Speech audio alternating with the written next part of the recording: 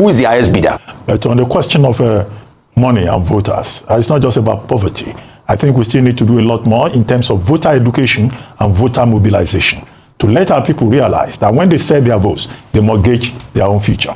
Because the people who have bought the votes, when they get there, the first thing they will try to do is to recoup their investment, as we have seen. When will our voters begin to learn that their vote is about their future, not about their stomach? As regards elections, were these by-elections or by-elections?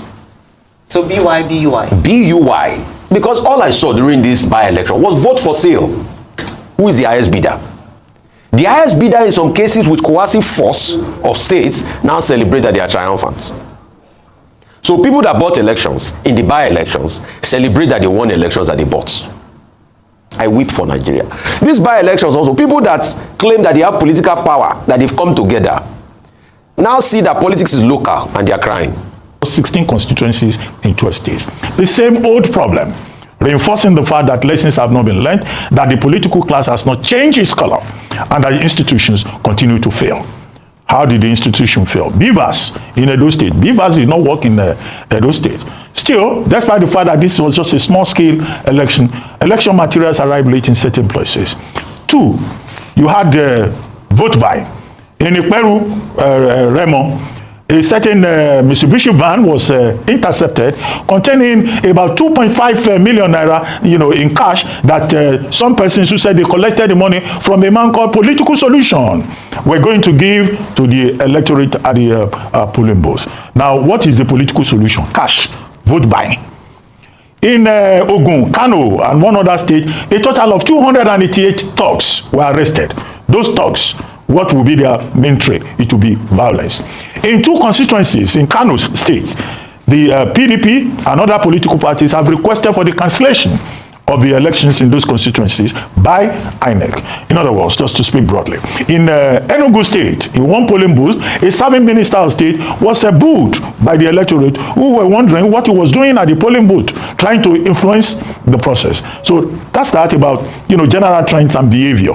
And that is why I think that these by-elections will have to remind us that INEC still has to do a lot more. And the imperative of electoral reform is non-negotiable. We need to take a second look at it, and we have to take it more seriously.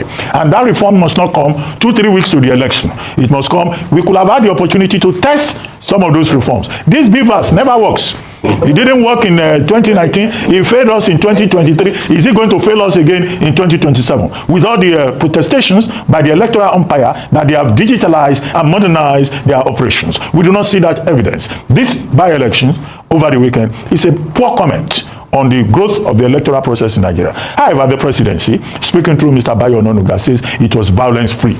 Beavers not working, vote buying, attempts by talks, and all of the efforts by politicians to manipulate the process. That in itself is a form of violence. Students of violence, of the theory of violence, will know that it's not only when you carry hammer and machete that you are engaging in violence. There are levels of violence. I don't want to theorize on that this morning because it's not relevant to the immediate discussion. As for DS. So it's a tale of 2 cities, but it's a sad tale for Nigeria. Because, like Tipone will famously say, politics is local. But because politics is local does not mean people should be buying elections. Look at the person that was caught from a certain political party with over 29 million. Look at officials that were caught with over 2 million. So while we are celebrating, we should also look at how of a joke the democracy has been. So maybe in 2027, maybe people should go and just put money. Because you see, Nigerian politics has now become a case that it is the best money that wins. Money, efforts, thugs, buying everybody. Once you can do that, you get your way. Buy everybody possible. There's nobody that money doesn't buy in this country in the grand scheme of elections. For the winners, what did you win? You bought it with money. Was it truly the reflective hope and aspiration people did have in you? Or it was because of your money? Why not we build a society that it is based on your works? People will vote for it. I know people that days before the election they did road. The road that they didn't do all this while. If you see the way they completed the road, even if the road is Amolumala road, they completed it. Maybe we should have elections more often. Oh my goodness. They completed road in a speed to be able to beg. So this is a signpost. But kudos to the APC. They got 12 out of the seats. Okpebholo got a trouncing win over other parties. The senatorial candidate, the pair that was vying for his own seat, they did well. He still maintained his stability there because that was a point to prove for him. Seyi Makinde held his own angle. In fact, some people are now using that to say they tip Seyi Makinde that maybe he's the new kid. No, LA politics is local. He also wanted to use to prove a point. APC swept 12. APGA, Soludo too held his own turf with APGA. He consolidated. ADC, we didn't see anything from ADC. So it's quick now. We have to start asking questions from the ADC. The coalition people are coalitioning. What's happening? What's happening? By election, you have to show yourself. We didn't see anything. All right. Oh, yeah. How about you? Okay, many years ago, after the return to civilian democracy in 1999, we used to use such expressions as, oh, the Nigerian democracy is putative, the Nigerian democracy is inchoate, and the expectation then was that the democratic process will grow, lessons will be learned, and there will be better consolidation in terms of the democratic process in Nigeria. But unfortunately, years later, 1999 to 2025, what we are seeing is that the professional political class has refused to learn its lessons. What we are seeing, too, is that the institutions of state continue to fail the people and the country. Hence, the democratic process in Nigeria, you can still say, is still in a developmental state because the right lessons have not been learned, the right improvements have not occurred, despite several revisions of the Electoral Act, the enabling Electoral Act. You can count up to about 10 revisions of the Electoral Act since 1999. Now, that said, the second thing is that the most recent election was the 2023 general election, at the end of which the conversation was again about electoral reform. And commentators on the subject have already identified areas of improvement, either in terms of performance of the electoral umpire, or in terms of the attitude of the political parties, or in terms of punishment for electoral offenders and reducing the degree of infractions. Now, after that 2023 election, we have now had by-elections in 16 constituencies in 12 states, by-elections conditioned, ordered, enabled by deaths, resignations, court-ordered reruns. And what have we seen? What do we see over the weekend? Meanwhile, the Edo State chapter of the People's Democratic Party has rejected the results of the senatorial and House of Representatives by-elections held on Saturday, August 16, 2025. PDP accused INEC of deliberate sabotage and described the election process as a severe blow to Nigeria's democratic integrity. Also, the Labour Party has expressed deep concern over the conduct of Saturday's by-elections held across 16 states, describing the exercise as a significant setback to Nigeria's democratic journey, while alleging irregularities including vote buying, electoral violence, and lack of transparency in the process. On their part, the African Democratic Congress ADC says Saturday's by-elections show that democracy has declined under President Bola Tinubu's administration. The ADC attributed its poor performance in Saturday's by-elections to widespread violence, vote buying, and irregularities allegedly perpetrated under the administration of President Bola Ahmed Tinubu and the All Progressives Congress. Former President Goodluck Ebele Jonathan has extolled the virtues of former military President General Ibrahim Badamasi Babangida IBB, describing him as one of Nigeria's finest and most committed leaders. Jonathan made the remarks on Sunday in Minna, Niger State, during a visit to Babangida's residence to celebrate his 84th birthday. Speaking to journalists after the visit, Jonathan said General Babangida's contributions to national unity and governance have left a lasting legacy. He praised IBB's leadership style, noting that his efforts during his time in office demonstrated a deep commitment to the unity and progress of Nigeria. Jonathan further described the elder statesman as a non-sectional leader who embraced all Nigerians regardless of region or background. Joining us on Political Brief to discuss these stories is the Rise Director of News and Politics Editor, Tumnas Sambo. Good morning and welcome to the show. It's good to see you this Monday morning. I'm here. Good morning, Ayomiru. And so good to have you back. Good morning, Dr. Abati. Good morning, Rufai. Yeah. So now, we've been discussing the by-elections over the weekend. What's your take? What are your own observations? Well, I'll just say that it's not unusual for the government parties, as I like to call them, to emerge winners. You would have seen that it's a distribution, actually, of winning strategies by the government parties that are in power at different parts of the country. So you'll see that except maybe for Adamawa State, where there was an upset where the APC actually defeated the PDP in that Ganye State constituency election, with Amadou Fintiri being defeated alongside Atiku Abubakar's ADC in quotes, because he hasn't picked a membership card yet in the party, also being defeated. I think generally it's just a distribution of political patronage by these people who are in power. You go to Anambra State, for example, you discover that APGA swept the polls there.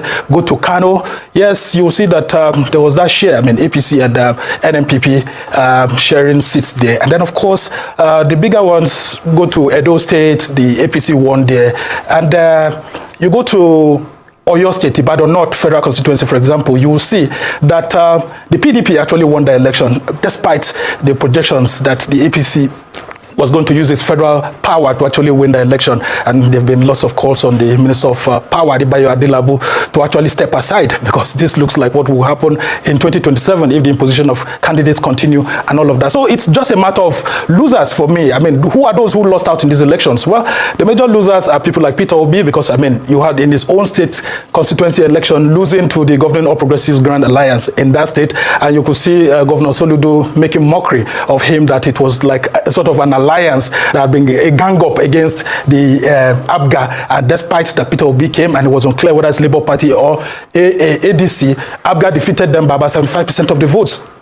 And then you go to other areas like Edo State. Governor Monday Okpebolo seems to have, maintained his lead, trying to stamp his feet on the ground to ensure that it tallies with what happened during the last election, despite that PDP is saying that there have been lots of rigging and all of that. But the biggest losers, actually, in terms of political parties, are the ADC. I mean, look at what happened in Nancy El-Rufai's own state, Kaduna State. I mean, they were whipped seriously, both in Kajuru, in Sabon Garizaria, and other places.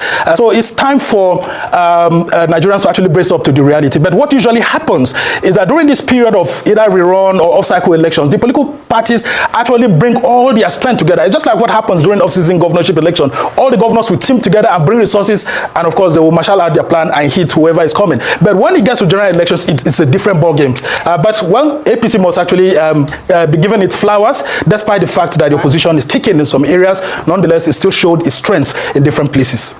All right, I'm glad you talk about the APC and how this demonstrates their strengths in different places. I talked about earlier what the opposition party said, that if it was a fair playing ground, maybe it might not be so. And so I'd like you to evaluate perhaps the performance of INEC, looking ahead in terms of 2027 and future elections, whether or not the electoral reform of 2022 has had any major impact in our conduct of elections, whether or not INEC is ready to be an impartial, player in adjudicating elections in Nigeria. And then further that, I'd also like to talk about the second story with regards to former President Goodluck Jonathan's visit to IBB. Well, what we've seen in this rerun elections and off-cycle elections is that, first of all, it's like a midterm assessment. It's a midterm election, I mean, if you have to call it that way in Nigeria. And it just gives us an insight into how 2027 is going to be like. We are not seeing innovations from INEC. INEC needs to bring up more innovations that will bring a lot of confidence to Nigerians. I mean, for example, take a look at what happened in that election in Kano, where you could see policemen with INEC officials. I mean, people, from the governing party in that state doling out 5,000 naira to people. And both the electoral officials, the policemen and all of that, people were just there standing. In fact, some of them were being encouraged and all of that. And we wonder what exactly is happening. Where are the innovations we're supposed to see? And the National Assembly needs to be called to question here too. Where are those innovations that we need to bring in place to protect the elections, the integrity of the elections? If people can be given monies directly within polling units, vote buying, outright vote buying without fear of security services or electoral officials, and people turning the other way around. And then, for example, you go to Kaduna, where 25 million naira or so was being caught up with a PDP official, and the APC too, being accused of using state power, without you having policemen or others and all of that. So what does this say ahead of 2027 election? Well, it's actually says a lot about what people have been saying, that the APC wants to go into 2027 election without any major opposition, and it is ready to crush any opposition that comes in place. But there are some signals that the APC should actually see coming. Look at what happened, for example, in that Ibadan North Federal Constituency election. You will see that despite all that was pushed into that place by the federal might, people still stood, the state government there stood, and they actually ensured that that was delivered. Generally, the APC, the INEC, the police, and other institutions of state must ensure that the electoral integrity of this country is not called to further question if we go this way into the 2027 general election. For example, in Edo State, we saw the issues of beavers being affected and people losing confidence, because if you come out to vote and the machines are packing up, then it's a problem. Then, of course, what of IREV? We thought that by now the issues of IREV, posting of results and all of that would have been so done easily, that ahead of 2027 there will be some sort of vote of confidence. But I can tell you that there may be a huge voter apathy in 2027 if we continue, especially with an incumbent, because people may feel powerless, that the incumbent will use all the resources and state powers to actually crush both the opposition and voters, and so people won't come out. What you said is very apt, Sumner. In fact, if no electoral reforms are made to make the use of IRES justiciable, let's forget about 2027 election when it comes to integrity. Because a lot of people campaign for that. In 2023 elections, a lot of people have constantly spoken about that. But nothing, as we speak today, has been done. And I don't think this National Assembly will do anything about it. I want us to talk about money, the role money played in these by-elections, not by-elections, across board and across every political party. Should we go and be keeping money down for 2027 elections? Is that the case now? Sumner?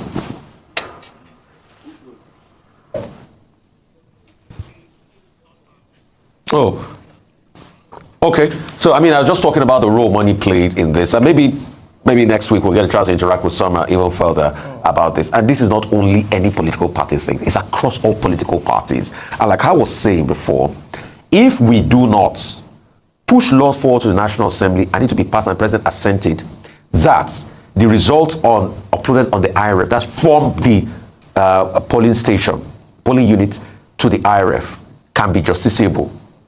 If we wait for results to go to collation center, take whatever you get in the next elections. I would never put my leg down and say we'll have it fairly, because INEC themselves, in their thinking, brought about the alternative of IRF to be able to have a level of credibility. But we've heard of it. You are hearing glitches happen again. We're just joking with ourselves, and people are being bought. And today, compared to 2023 election, money has more value than it used to have before, in the sense that people are poorer now, they are hungrier, so they will easily collect the money. If that is not done, let's forget about 2027 elections, and whoever emerges will just emerge. It will be on record, right to this day, that it will be on record that I said it, and it will happen. Just like I predicted leading up to 2023 elections, that hope will not hear about glitch, hope will not hear about shenanigans on election day, and everything I said happened.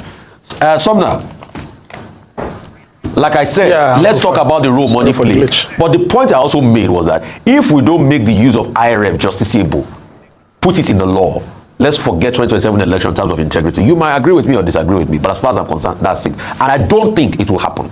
I do not think this National Assembly will pass laws around making IRF justiciable. That's my take. What do you think, sir?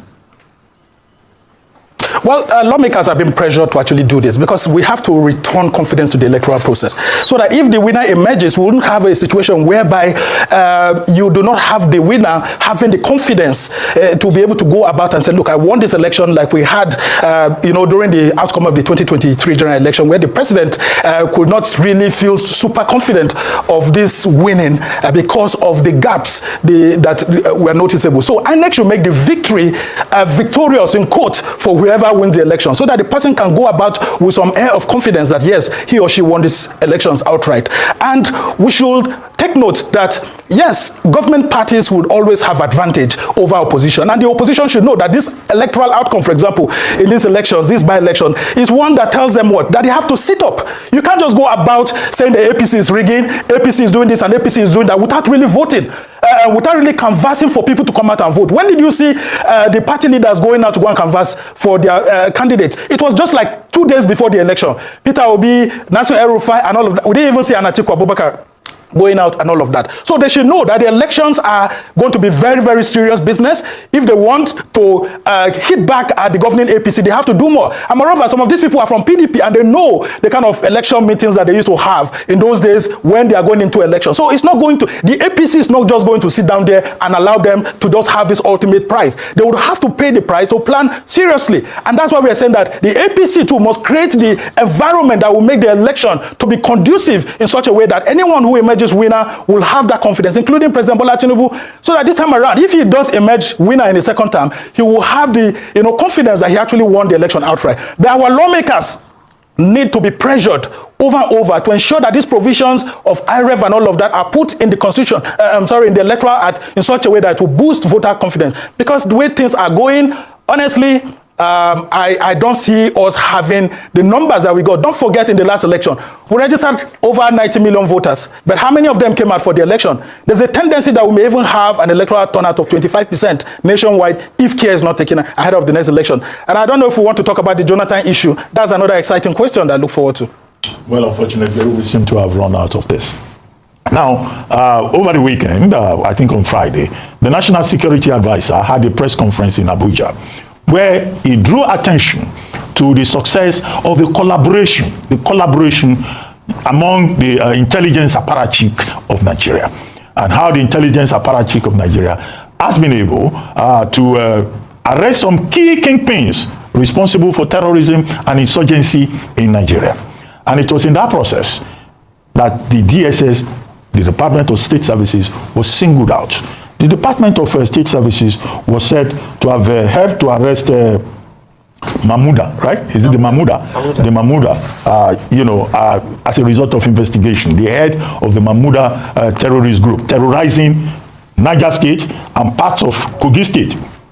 And so excited was the governor of Niger State, Farmer Bago, that he had to single out Mr. Oluwatosin Ajayi, the DSS Director General, for special praise, saying that, look, what DSS has been able to do, brings great relief to the people of Niger State in particular, who have been, terrorized by this Mahmouda group, and now one of their kingpins has been arrested. There was also reference to the Ansaru terrorist organization. If a certain fellow who calls himself Amir Ansaru, having been, also arrested, along with his chief of staff, a certain Mahmouda, and this in itself is a major success for the intelligence agencies. And the role played by the DSS was acknowledged, not just by the governor of Niger State, but also by the Northern Ethnic Youth Assembly and also the Muslim Rights Concern. It's not always that you find civil society groups in Nigeria praising the government intelligence agency. And this is why this is remarkable. Now you find almost 3 groups saying, oh, thank you, DSS, for arresting these people. And I think that, this is enhancing against the background of our persistent demand that, look, these agencies need to do more, that the government needs to do more. So this is a major achievement for the security structure in Nigeria. And we should commend both the NSA, Nuhu Ribadu, and also commend the DSS, that's Mr. Oluwatosin Ajayi, and his team, and then add this caveat. And the caveat is as follows. Now, in the past, in this same country, persons who have been arrested involved in insurgency and terrorism, they have escaped in the past. I don't want to single out any administration. These ones that have been arrested, who have been called kingpins linked to Al-Qaeda, they must not escape from custody. President Tinubu must make sure that there is no escape, and that we should not hear anything about they have repented, there is a rehabilitation. No, there's no rehabilitation. They must be made to face the full wrath of the law, because when you take a full account of the damage that they have caused, these are saboteurs, these are enemies of the state, and they must be made to answer for their impunity. Finally, Minister Alausa, Tunji Alausa, the Minister of Education, having a media parley over the weekend, saying that, look, Nigeria is now going to focus on digital education, smart learning, innovation, in order to increase productivity and make the products of Nigerian schools competitive. I think this is a welcome development. It's not enough to just talk about it.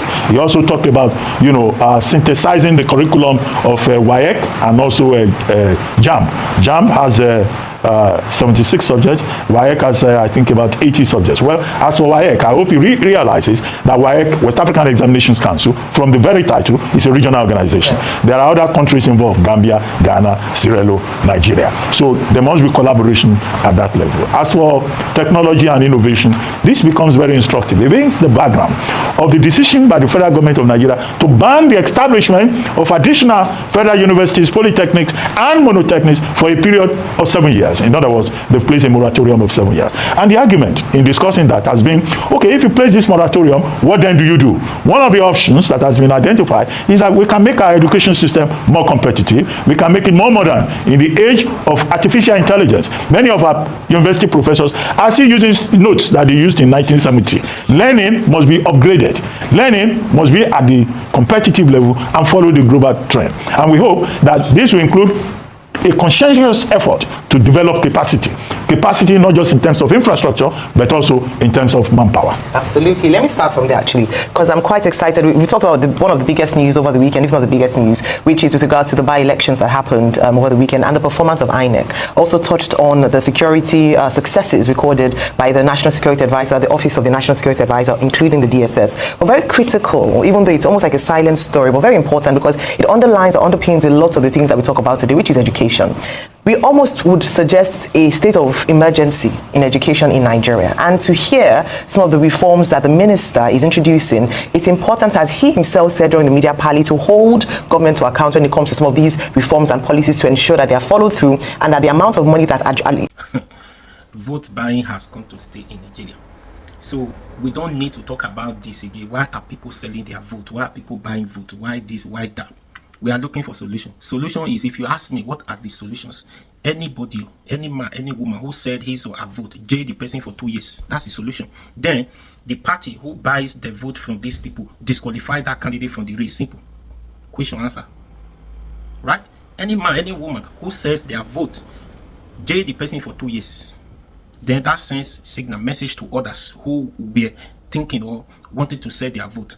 Jail them for 2 years. By the time they comes back from prison, then the serious candidate who deserved that office would have been sworn in and would have been changing things, would have been making the country work before they come back. Then they will see the reasons why they are not meant to sell their vote. Do you understand?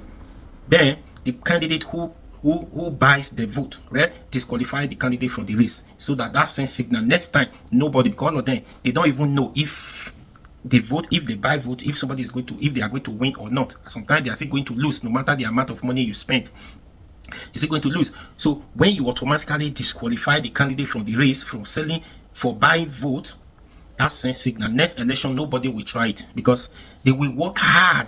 They will work hard to win the heart of the people to vote for them, not by influencing them with money. Do you understand? That's the solution. If you say let's wait this and this and that, no, it's not going to work. I'm just telling you bitter truth. So that's all. That's all. Anyways, what do you think? Please share this video, and please follow for more. And please subscribe to this YouTube channel and be your guy. Run out for me.